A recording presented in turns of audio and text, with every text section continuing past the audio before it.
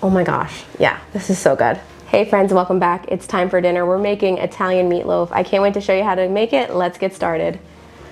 So first we're gonna preheat our oven to 350 degrees, and then we're gonna go ahead and mix our ingredients. I'm using a large bowl because we will use 2 pounds of meat. We're gonna add 3/4 cups of panko breadcrumbs. You could also use regular breadcrumbs. 1/4 cup of milk. I'm also using a 1/2 cup of grated Parmesan cheese. Then we're also going to use 1/3 cup of fresh parsley. That is my preferred herb. You could use your preferred herb. We're going to use a 1/2 teaspoon of dried basil, 1/4 teaspoon of dried oregano, 2 teaspoons kosher salt, and 1 teaspoon black pepper. Then I'm going to use 1 small grated onion, and then I'm adding 1/3 cup of marinara sauce, 2 large eggs, and then we're gonna mix all of this together. This is our wet mixture. We wanna let this really soak into the breadcrumbs. Now, if you want, you could also use a few slices of stale bread, but I just prefer to use panko, and which is basically dry bread. Then we're gonna go in with our meat mixture. I'm using a mix equal of 1 pound of ground beef and 1 pound of ground pork.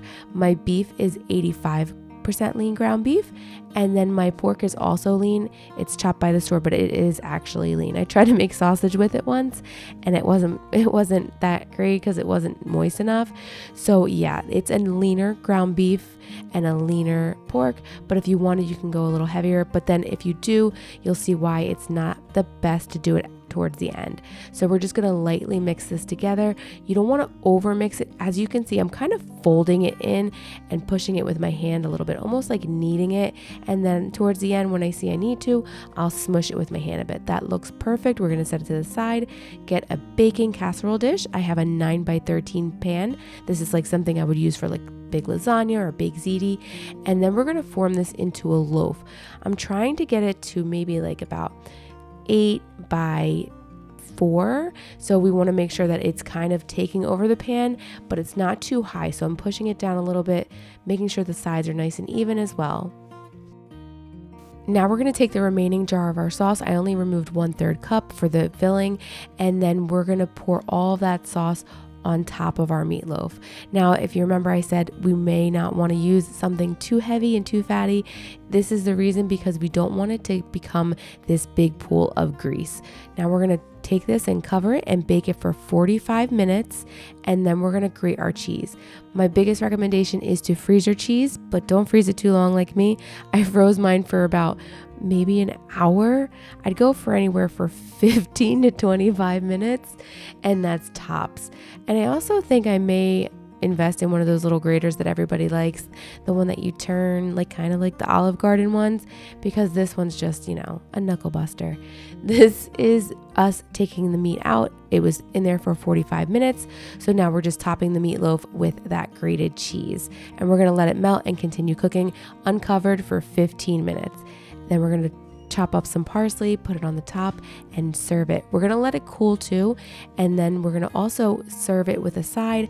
I like to serve it with some pasta and broccoli, and then I just use that sauce on side of the meatloaf to nicely coat the pasta. Then we're going to cut it into slices after it's cooled a little bit, and so delicious. Do you see how moist?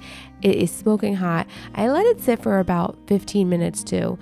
And then I do always like to serve it with a green side, whether it's a salad, string beans, Brussels sprouts, or broccoli.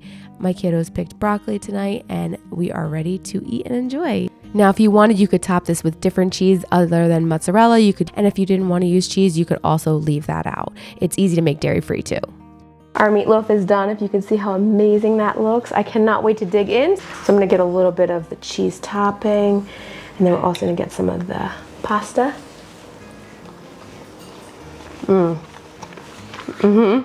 I love that it tastes just like my meatballs, but it's in meatloaf form. And my meatballs are something that we love eating all the time as meatballs. And I'm like, why not make it into a meatloaf? I'm glad I did. It's super moist, super flavorful.